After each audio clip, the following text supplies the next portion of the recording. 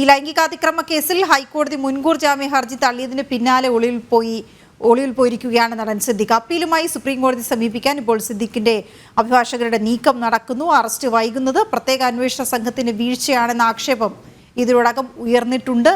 സാഹചര്യങ്ങൾ അതിന് തെളിവാണ്.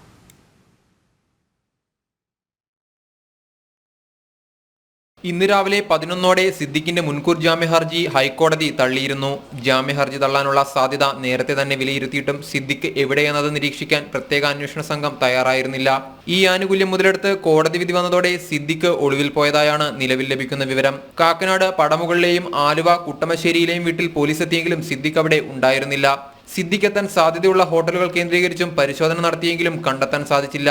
ഇതേസമയം സിദ്ദിഖ് വിദേശത്തേക്ക് കടക്കാതിരിക്കാൻ ലുക്കൌട്ട് സർക്കുലറും പുറപ്പെടുവിച്ചിട്ടുണ്ട്.